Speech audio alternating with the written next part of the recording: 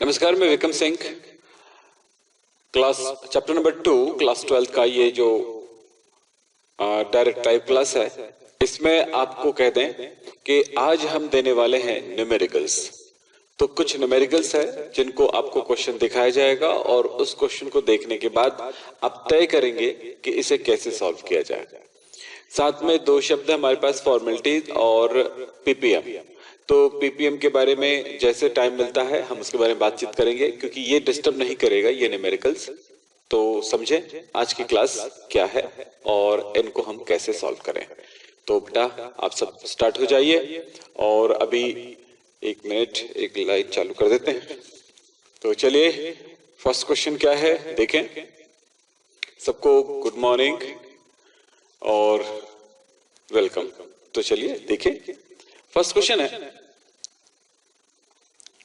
ये सब आपने देखे हैं, कुछ ऐसी चीजें हैं जिसमें शॉर्ट में लिखा हुआ है और ये पिक्चर साफ भी नहीं नजर आ रही होगी इतनी ज्यादा। तो इसमें इस टेबल में बताया गया है कि द्रव्यमान प्रतिशत, आयतन प्रतिशत, नॉर्मलता, मोलरता, मोललता, मोल प्रभाज, फॉर्मलता, पीपीएम। तो फॉर्मेलिटी और पीपीएम के बारे में हम बातचीत करेंगे, पर अभी फिलहाल मैं स्टार्ट कर देता हूं न्यूमेरिकल्स, ताकि हम अपना आज के काम कर सकें। और सबसे पहले आपको जो क्वेश्चन मिलेगा उस क्वेश्चन को पहले आप सॉल्व करेंगे, फिर मैं आपका उसको सॉल्यूशन बताऊंगा। तो चलो देखें, फर्स्ट क्वेश्चन आपके पास है इस तरह से कि 5 ग्राम यूरिया को 95 ग्राम जल में घोलकर विलयन बनाया गया। विलयन में यूरिया का द्रव्यमान प्रतिशत ज्ञात कीजिए। A solution has been prepared by dissolving 5 gram of urea in 95 gram of water. What is the mass present of mass percentage या percent of urea in solution? यहां पर आप इस क्वेश्चन को देखें और मास परसेंटेज आपको कैलकुलेट करना है। तो कैसे करेंगे? तो आपको फर्स्ट क्वेश्चन मैं आपको बता देता हूं और सेकंड क्वेश्चन की तरफ जाएंगे, तब इसी तरह से सॉल्यूशन करना शुरू करेंगे। तो देखें, सबसे पहली बात यहां पे देखें। पहली बात है, क्वेश्चन तो ये नजर आ रहा है सबको, इसमें कोई प्रॉब्लम नहीं होगी। फिलहाल इस जगह के बाद से हम आगे चलते हैं। तो देखिए, पहली बात यह है कि करना क्या है कि सबसे पहले सॉल्व सिस्टमैटिक तरीके से लिखेंगे, इस पे नंबर मार्क्स रहते हैं। फिर इसके बाद क्या करना है, हल करना, सॉल्व यानी हल। और कैसे करना है, तो सबसे पहले क्या गिवन है, दिया क्या गया है वो लिखना है। गिवन दिया गया है, क्या दिया गया है, 5 ग्राम यूरिया 95 ग्राम जल में है। यहाँ पर दो कंपोनेंट हैं। कंपोनेंट ए जो ज्यादा होता है उसे हम कहते हैं सॉल्वेंट यानी कि विलायक, और वो यहाँ पर है 95 ग्राम है। अच्छा, मैं यहाँ पर ए क्या चीज है पहले बता दूं। ए है वाटर और बी क्या चीज है यहाँ पर, यूरिया। वाटर यूरिया का फॉर्मूला आप सबको पता होगा, NH2CO NH2। और इसमें इस प्रकार से WA दिया है 95 ग्राम और WB दिया गया है कितना, 5 ग्राम। अब चलो यहां पर दोनों बातें मिल गई। फिर इस विलयन का क्या निकालना है, परसेंटेज, मास परसेंटेज। तो आपको फाइंड करना है मास परसेंटेज ऑफ यूरिया। तो यहां पर यूरिया बी है, सो इसका मतलब यह है कि बी का आपको मास परसेंटेज ज्ञात करना है। तो कैसे करेंगे, फॉर्मूला क्या होगा, बी का मास परसेंटेज यानी कि द्रव्यमान प्रतिशत।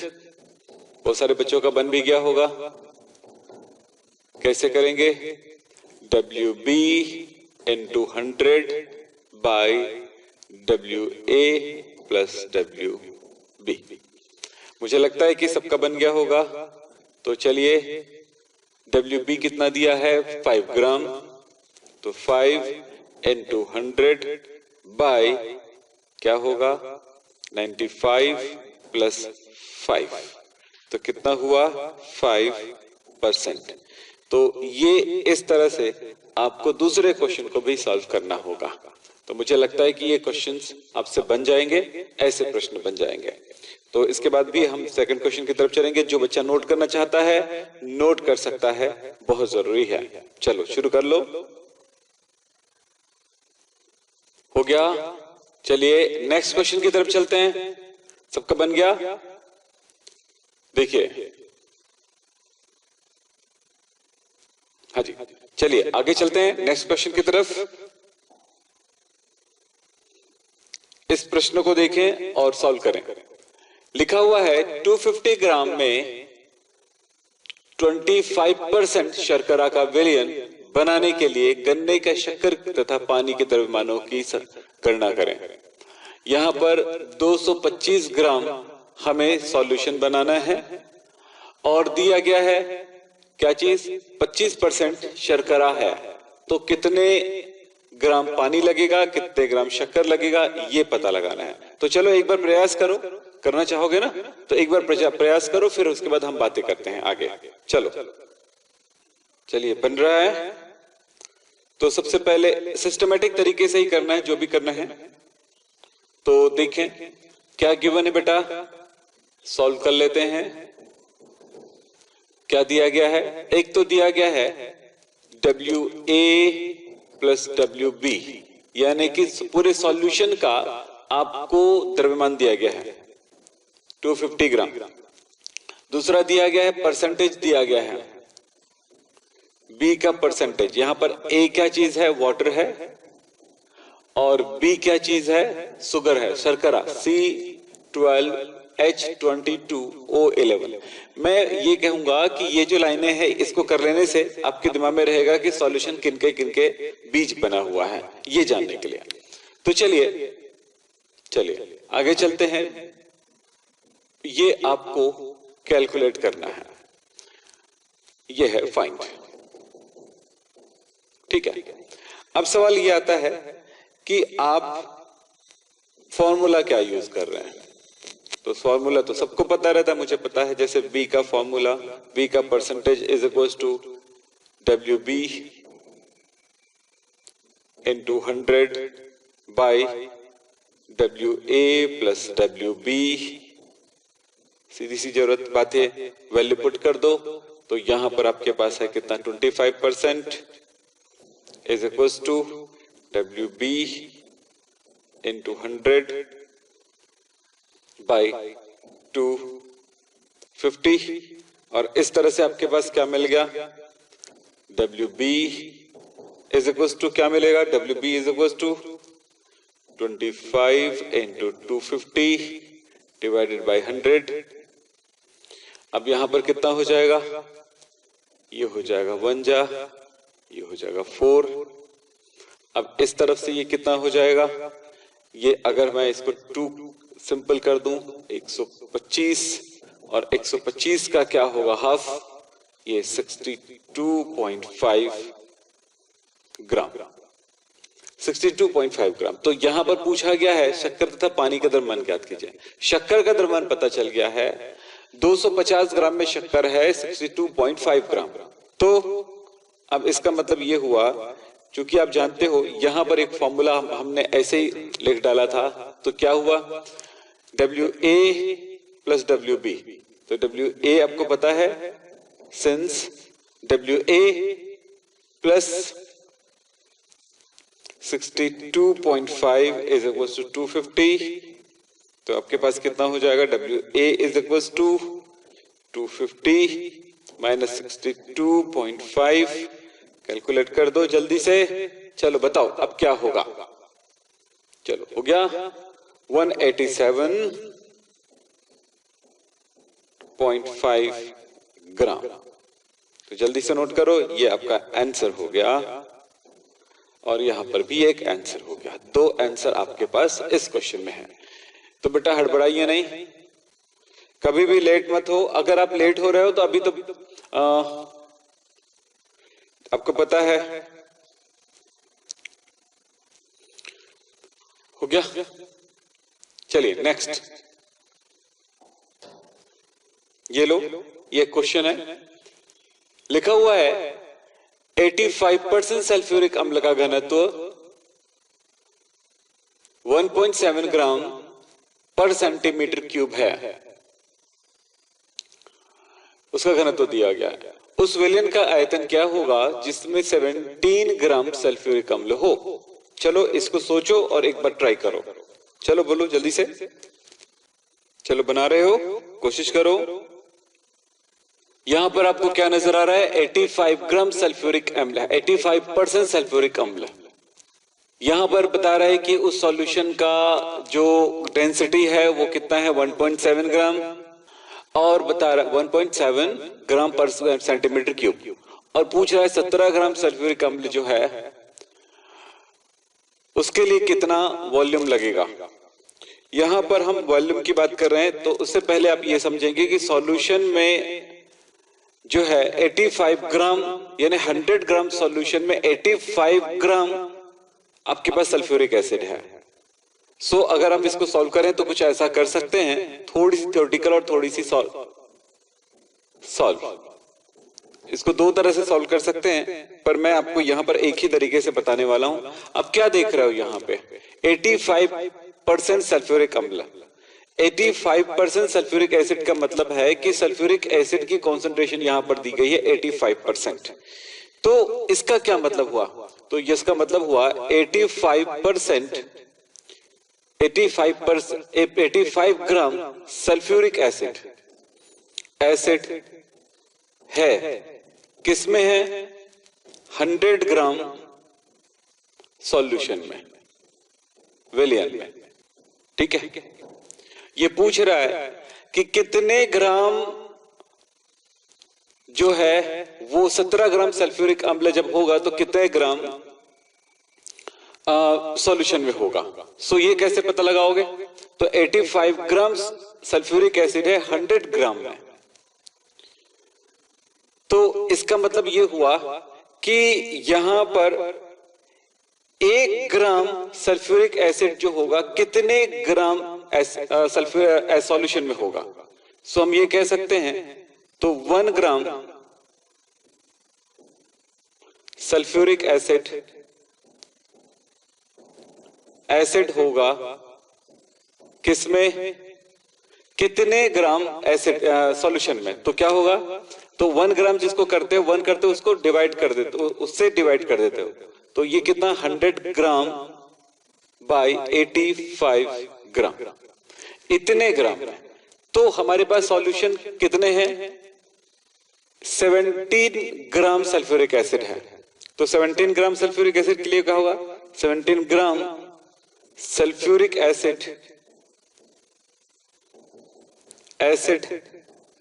है। तो देखो 85 ग्राम सल्फ्यूरिक एसिड कितने में है? 100 ग्राम सॉल्यूशन में है।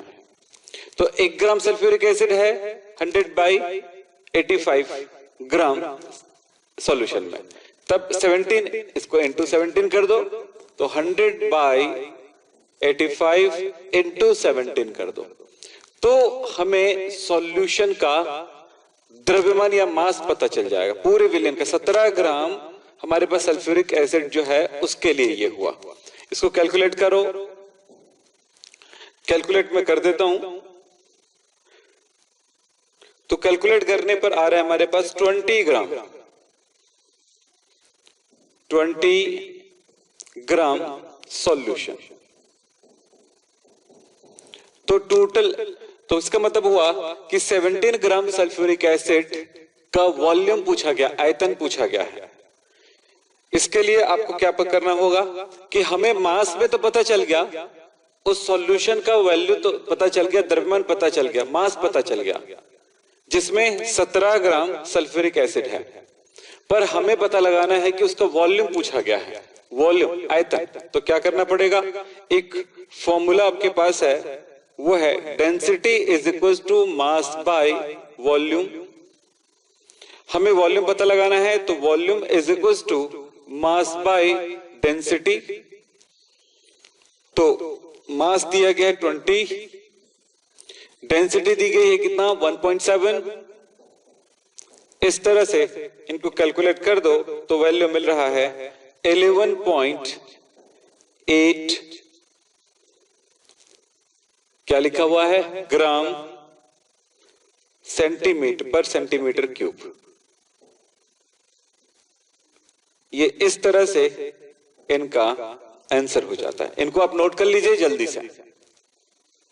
चलिए जल्दी से नोट करते जाओ अपनी कॉपी में।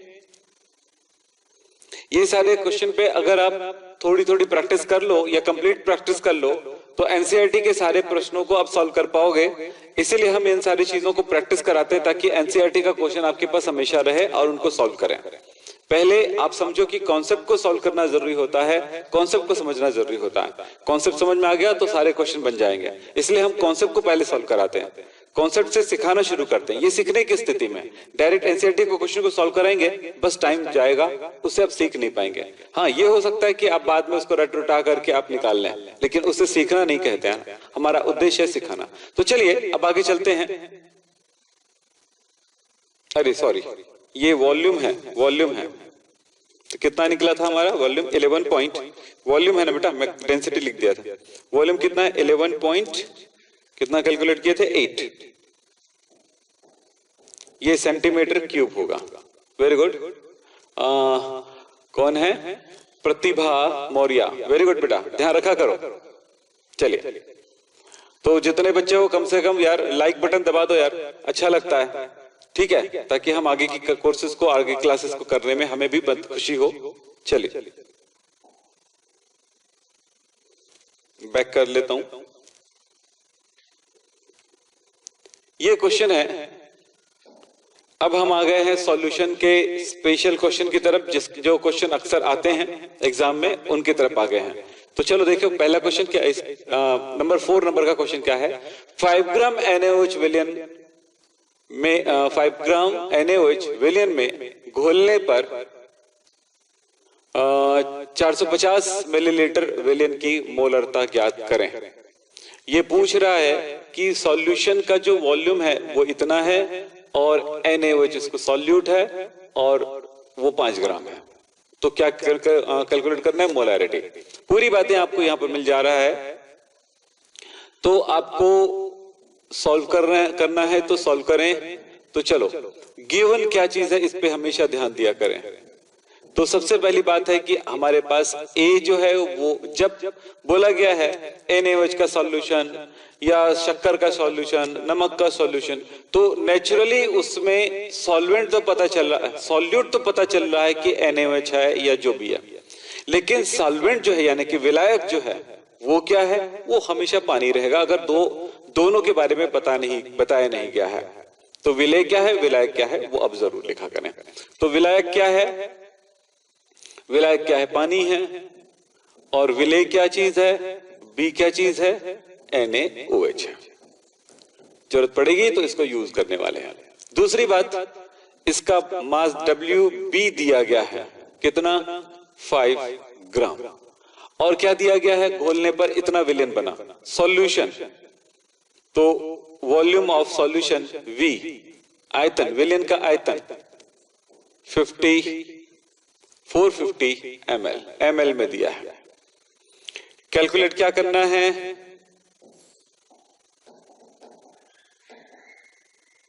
फाइंड क्या करना है, फाइंड करना है मोलैरिटी, मोलरता, इतनी चीज है। तो फॉर्मूला क्या है बताओ, फॉर्मूला याद करो जल्दी से, फॉर्मूला याद करो बेटा। फॉर्मूला है मोलैरिटी इज इक्वल टू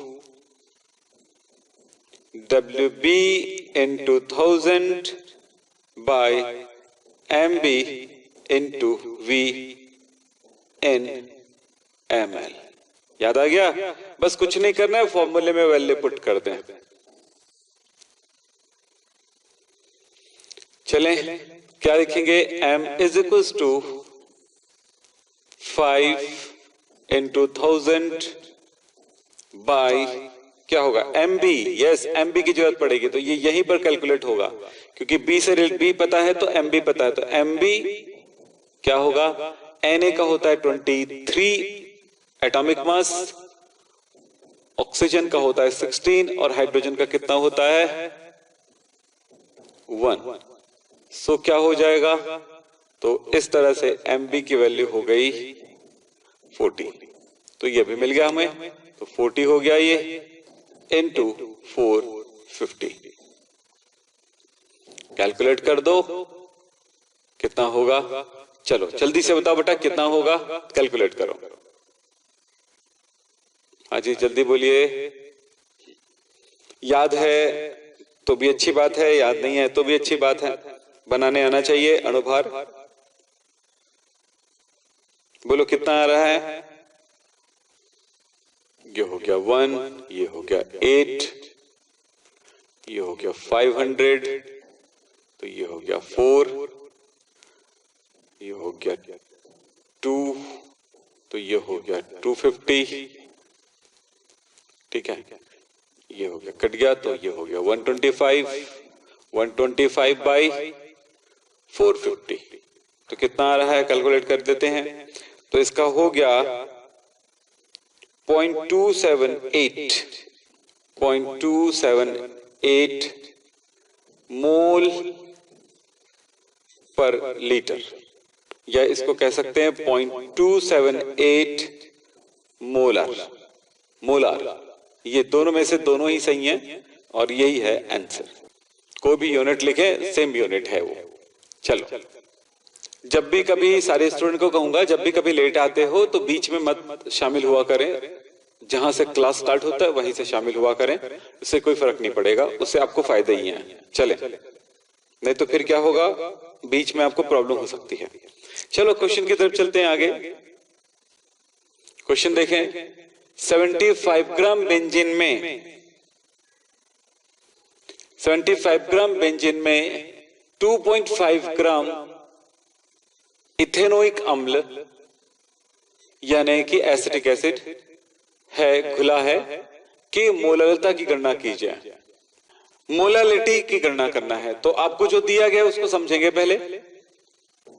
चलो बताओ इसमें गिवन क्या क्या चीज है, दिया गया है, क्या क्या दिया गया है। ए और बी को सबसे पहले आप पहचानो, क्योंकि उसी के पहचान पर ही डिपेंड करता है आगे का काम। यहां पर बेंजीन ज्यादा है और इथेनोइक एसिड कम है, तो पहली बात है दो चीजें हैं। जो ज्यादा है वो सॉल्वेंट है यानी विलायक है, तो ये बेंजीन विलायक है, बेंजीन। फॉर्मूला होगा C6H6। इथेनोइक बी है वो कम है, तो ये हुआ CH3COOH। अब इसको सॉल्व करने क्या कैलकुलेट करना है। अच्छा दिया गया है इसको WA दिया गया है कितना 75 ग्राम, WB दिया गया है 2.5 ग्राम, और फाइंड करना है आपको क्या, मोलैलिटी, स्मॉल m। फॉर्मूला क्या होगा, बोलो फॉर्मूला क्या होगा, फॉर्मूला क्या होगा। फॉर्मूला होगा small m is equal to WB into 1000 by MB into WA। चलिए अब वैल्यू पुट कर दें तो क्या होगा, m is equal to WB कितना है 2.5 इंटू 1000 डिवाइडेड बाय ये कितना दिया है 75 इंटू, सॉरी एक मिनट रुकिए, MB ना, MB कितना दिया है, B है तो MB इसका कितना होगा कैलकुलेट कर सकते हो। MB चलो बताओ बेटा MB की वैल्यू कितनी आएगी, जल्दी से बताओ MB की वैल्यू कितनी आएगी जी 60। वेरी गुड, जवाब मिल गया, ये आ रहा है 60, तो ये वैल्यू हो जाएगा 60। इंटू WA कितना दिया है 75। ये लो कैलकुलेट करो बेटा कितना आता है। चलो चलो आप ही लोग करो इसको। अब मुझे बताओ जल्दी से कि कितना आंसर आएगा। हाँ जी, तो इसका आया 0.556। ओके 0.555 ऐसा ही आ रहा है। तो कितना आ रहा है 0.555। ये रेगुलर जाएगा। सो इसका मतलब हम लिख सकते हैं 0.556 मोल पर केजी लिख सकते हैं, या फिर लिख सकते हैं 0.556 स्मॉल m। ये दोनों तरह से लिखा जा सकता है और ये हुआ इसका आंसर। तो इस तरह से आप सिंपल कुछ क्वेश्चन है उसको आप सॉल्व करिए और इससे प्रैक्टिस रहेगा और इस प्रैक्टिस के बाद बड़े हैवी क्वेश्चन की तरफ जा सकते हैं। और रियल में बता दूं सॉल्यूशन में क्वेश्चन इजी रहते हैं, पर याद रखना कि इसमें काम करने वाले बच्चे जो है थोड़ी सी क्या करते हैं गलती करते हैं और इसका भुगतना चैप्टर नंबर 3 में पड़ता है। यानी चैप्टर नंबर 2 में जब हम सॉल्यूशन की तरफ नहीं जाएंगे तो चैप्टर नंबर 3 के न्यूमेरिकल्स कभी भी नहीं बना पाएंगे। तो ये है चैप्टर नंबर 2। मैंने लिखा था आपको याद होगा कि चैप्टर नंबर 2 न्यूमेरिकल सिखाती है, तो ये इसी कारण से न्यूमेरिकल सिखाती है। तो चलिए हम आगे चलते हैं जी। कौन है? चलो ठीक है, चलिए बताइए। नेक्स्ट क्वेश्चन है ये। इस प्रश्न को आप ट्राई करो एक बार और बनाओ। इसमें 3 कंपोनेंट्स दिए गए, बिल्कुल इजी क्वेश्चन है। 12 ग्राम वाटर, 12 ग्राम जल, 108 gram acetic acid and 92 gram ethyl alcohol के एक मिश्रण में या सॉल्यूशन में लिखा गया जल यानी पानी, एसिटिक एसिड एवं एथिल अल्कोहल के मोल प्रभाज या मोल अंश की गणना कीजिए। तो चलिए इस क्वेश्चन को बनाइए, बहुत आसान क्वेश्चन होगा आपके लिए और इस क्वेश्चन को ट्राई करिए। तब तक मैं पानी पी के आ जाता हूं। जैसा कि आप जानते हैं लाइव क्लास में बहुत जरूरी होता है। चलिए बन रहा है, बोलो बेटा बन रहा है, बन जाएगा।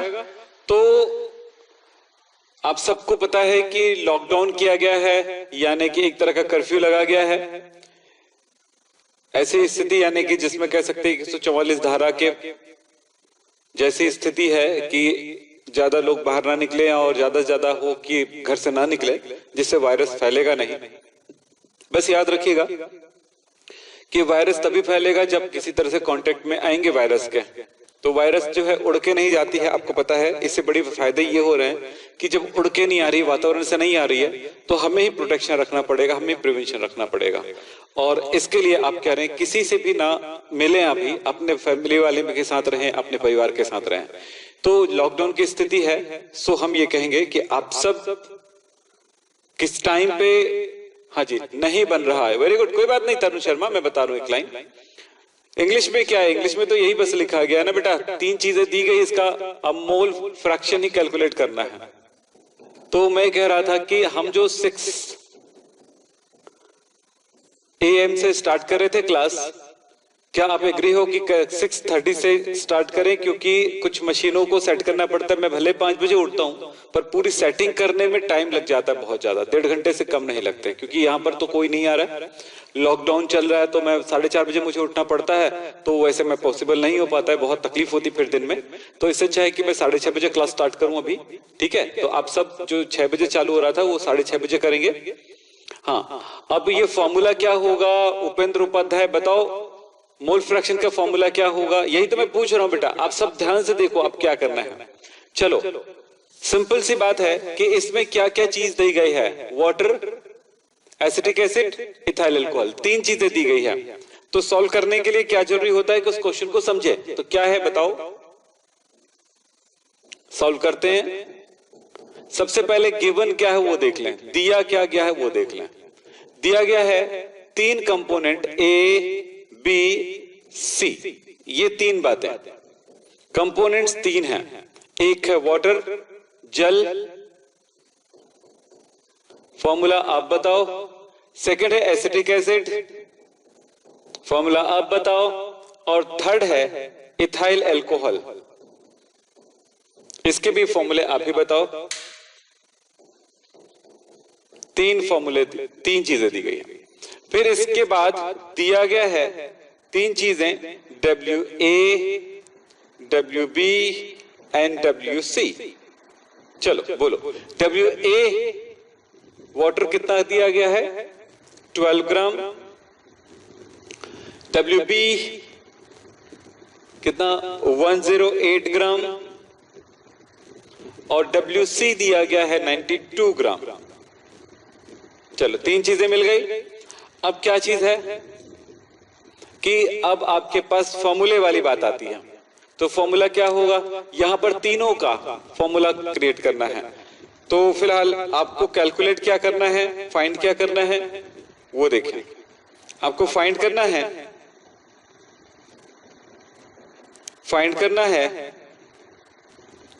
XA, XB and XC। चलिए टी टाइम, सबके फॉर्मूले बताना है बेटा, ताकि आप इसका मॉलिक्यूलर मास की जरूरत पड़ेगी। कैसे आपको पता है? अब देखो फॉर्मूला क्या है। फॉर्मूला आपके पास क्या होगा, XA इज इक्वल टू क्या होगा, इनके मोलों की संख्या, number of mole, A total मोलों की संख्या, Na plus Nb plus Nc। तो दूसरी चीज है XB कैसे कैलकुलेट करोगे, Nb N by Na plus Nb plus Nc। और XC कैसे कैलकुलेट करोगे, मतलब ये हुआ वाटर का मोल फ्रैक्शन, ये हुआ क्या दिया एसिटिक एसिड का मोल फ्रैक्शन, और ये क्या हुआ लास्ट इथाइल अल्कोहल का मोल फ्रैक्शन। तो ये हो जाएगा NC, तो Na plus Nb plus Nc। अब प्रॉब्लम आपके पास फिर से है आगे बढ़ने के लिए, क्या कि भाई Na Nb Nc तीन चीजों को कैलकुलेट करना है।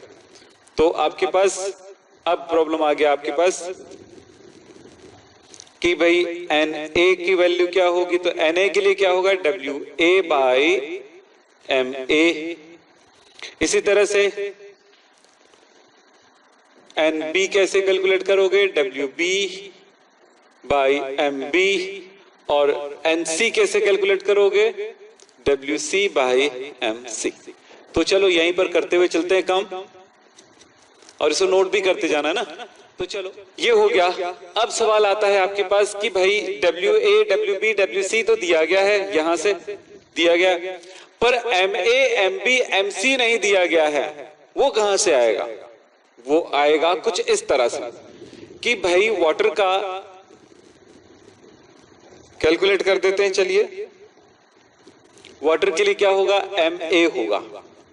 तो भैया सबसे बड़ी प्रॉब्लम तो यही है कि इनके फॉर्मूले क्या हैं। भाई वाटर का फॉर्मूला सबको पता है H2O। एसिटिक एसिड का फॉर्मूला क्या है बताओ तो, CH3COOH। और इथाइल अल्कोहल का क्या होगा, C2H5OH। तो चलो इन सब का आप बता सकते हो क्या। तो Ma का मतलब क्या हुआ, इससे रिलेट करेगा, मैं लिख देता हूं। तो Ma इज इक्वल टू क्या होगा, वाटर का होगा 18, अभी कैलकुलेट किए थे थोड़ी देर पहले। और इसका होगा MB एसिटिक एसिड का अभी थोड़ी देर पहले किए थे 60। और इसका क्या होगा, इथाइल अल्कोहल का क्या होगा, इथाइल अल्कोहल का C2H5OH। 2C का हो गया, कार्बन का कितना होता है 12, तो 12 24 हो गया, 12 दूनी 24, हाइड्रोजन है 6 और ऑक्सीजन है कितना 16, एटॉमिक मास 16। तो कितना हो गया ये 10 और ये 16 और ये कितना हो 46। तो आपके पास हो गया ये 46। तो MC हो गया 46। अब सब बन जाएगा बेटा, इनकी इनके वैल्यू रखते जाइए। WA बाई MA, WA कितना है 12 बाई MA कितना है 18। ये इसका वैल्यू निकाल लो पहले। दूसरा है, इसके बाद आता है WB बाई MB। WB कितना दिया गया है देखो, WB 108 by 60, 108 by 60, और इसके MC by sorry WC by MC 92 by 46। चलो कैलकुलेट करके दो मुझे जल्दी से, जब तक मेरा टी टाइम है तो उसको एंजॉय कर लूं मैं। अच्छा वॉइस ठीक है, भूल जाता हूं बीच बीच में। बाकी सब तो ठीक है ना, कोई प्रॉब्लम तो नहीं है? चलो साउंड ठीक हो गया, वॉइस ठीक हो गया, कोई बात नहीं। तो हमने कुछ नहीं यहाँ पर कोई स्पेशल बातें नहीं कहा था, बिल्कुल एक ही बात किए थे कि तीनों के जो मोल है उनको प्लस कर दो, तो नीचे वाला बार बार प्लस करने की जरूरत नहीं पड़ेगी। दूसरी बात, इस फॉर्मूले में वैल्यू पुट करते जाओ, तो XA का वैल्यू क्या हो गया 0.66 और डिवाइडेड बाय ये टोटल वैल्यू। वैसे ही XB के लिए आप क्या NB की वैल्यू रख दो जो हमने कैलकुलेट किया है, डिवाइडेड बाय ये। तो ऐसे ही कर दिए, सबका कैलकुलेशन के बाद हमको मिल गया ये। तो इस तरह से 3 आंसर चाहिए था हमें और तीनों आंसर मिल चुका है, ये है आंसर। ठीक है नितेश चौधरी, क्या प्रॉब्लम है आपको? सारे वैल्यू दिया गया है, कैलकुलेट करिए, आपको क्लियर हो जाएगा। ठीक है चलो अब चलते हैं नेक्स्ट क्वेश्चन की तरफ। नोट कर लिए हैं क्या? जल्दी करो जी। अभी भी वॉइस प्रॉब्लम है? अभी कहां से वॉइस प्रॉब्लम आएगा? चेक कर लेता हूं। हेलो, ठीक तो आ रहा है यार, क्या प्रॉब्लम है? हेलो, ठीक है कोई प्रॉब्लम नहीं है। Yes next, very good. ये क्वेश्चन दिया गया है, इस क्वेश्चन को देखें और समझें कि इसको कैसे सॉल्व करोगे। लिखा हुआ है 93% क्या है? W वॉल्यूम, यानी कि यहां पर बोला गया है 93 ग्राम सॉल्यूट है, विलेय है, जो कि 100 ग्राम विलायक में घुला हुआ है। 100 ग्राम विलियन में घुला हुआ है, विलायक में नहीं, 100 ग्राम विलियन में, 100 आयतन विलियन में, 100 ml विलियन में। 100 ml विलियन में 93 ग्राम, तो W का मतलब होता है ग्राम में, और द्रव्यमान मास वो ग्राम में होगा वैल्यू, और ये होगा आयतन। तो इस तरह से भार आयतन इसको कहा जाएगा। यानी सल्फ्यूरिक एसिड जो घुला हुआ है उसकी परसेंटेज दी गई है। फिर लिखा है 1 लीटर विलियन की हमें मोलरता ज्ञात करना है। कैसे सॉल्व करोगे? विलियन का घनत्व बोला गया है। इसको सॉल्व करने के लिए आप क्या करेंगे? आप एक बार सोचिए, तब तक मैं आपका वेट करता हूं। कैसे भी करके बनाइए, ट्राई करने से कोई प्रॉब्लम नहीं है। ठीक है चलो पहले ट्राई करते जाओ, बनाते जाओ। मैं आपको कुछ हिंट कर देता हूं तो आपके लिए आसान होगा। पहली बात तो यह है कि 93% आपको H2SO4 दिया गया है, जिसमें आपको समझ में आ रहा होगा कि वॉल्यूम कितना है, 1 लीटर सॉल्यूशन है। मोलालिटी आपको कैलकुलेट करना है। चलिए हाँ ट्राई कर रहे हैं, करते रहिए, क्योंकि ट्राई नहीं करोगे तो नहीं बन पाएगा। चलो कुछ कोशिश हो रही है, नहीं आ रहा है। ठीक है बोलो जल्दी से।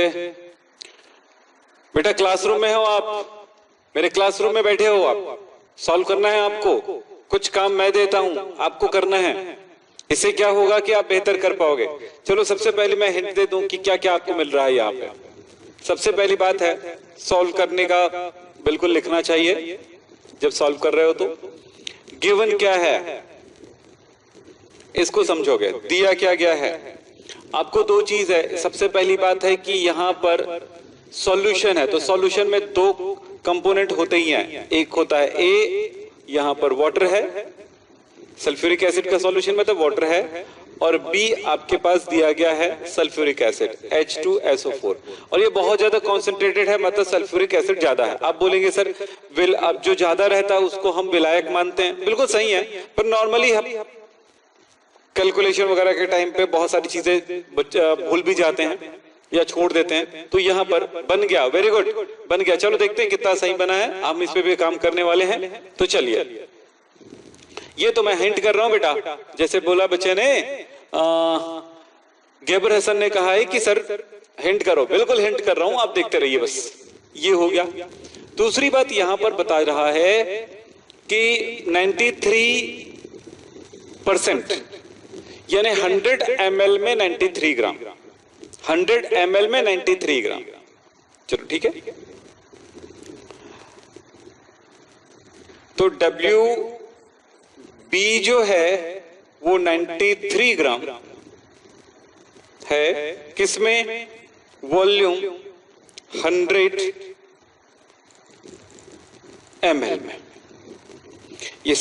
तो इसका मतलब ये हुआ कि दोनों के लिए है ना, इसमें VA और VB दोनों हैं, इसमें 93 ग्राम है।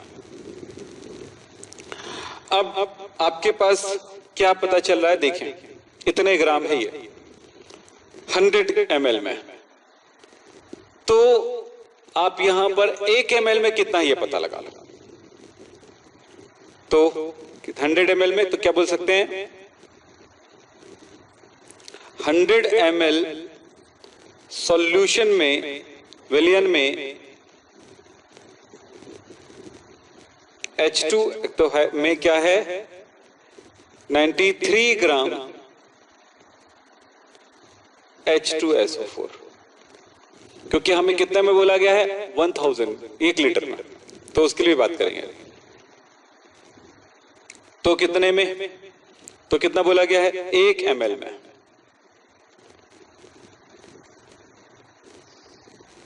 मैं हिंट करते जा रहा हूं, मेरे से थोड़ा आगे चलते जाए, मैं स्लो मोशन में बनाऊंगा, जो बना लिखते हैं वो बनाते जाइए। तो 1 ml में पता लगाते, तो 1 ml में कितना होगा 93/100 ml। तो 1000 ml में कितना है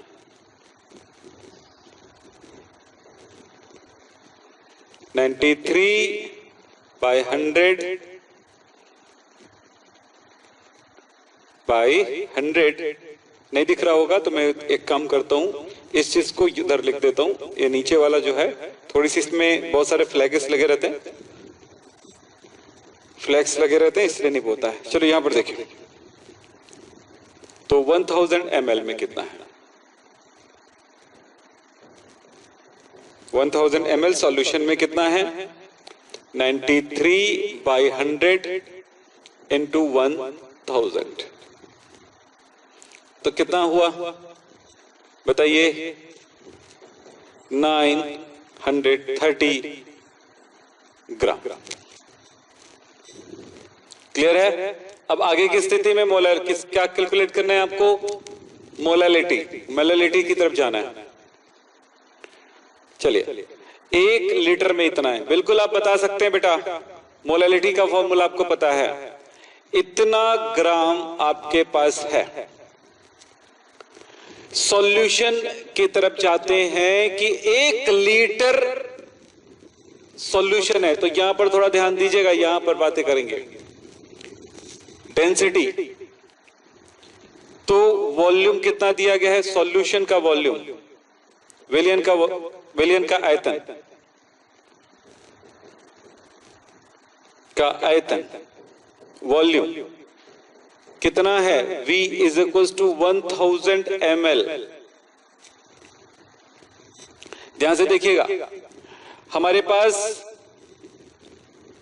1 लीटर में कितना है ये पता चल गया है, क्या चीज H2SO4।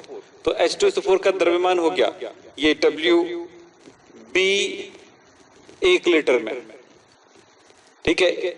WB का आयतन दिया गया है, क्या है 1 लीटर में इसका द्रव्यमान दिया गया है, ठीक है। इतना क्लियर हो चुका है, ये क्लियर है। देखिए लेकिन आपको क्या पता लगाना है कि WA और WB दोनों पता लगाना है। तो अब यहां पर आयतन इतना है, तो इस आयतन का द्रव्यमान कितना है, मास कितना है, ये पता लगाएंगे।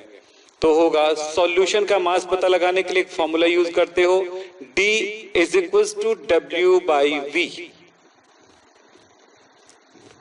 Density mass by volume. तो आपको क्या पता लगाना है बेटा, मास। तो W इज इक्वल्स टू कितना होगा? W is equal to D into V। तो W इज इक्वल टू क्या हो जाएगा? देख लो, D दिया गया है 1.84 इंटू 1000, तो इसका पूरे का द्रव्यमान क्या होगा सॉल्यूशन का? बोलो कितना हो गया? 1840 ग्राम, यानी इतने ग्राम आपके पास सॉल्यूशन है। अब ये हो गया विलयन का द्रव्यमान, ये विलयन का द्रव्यमान है।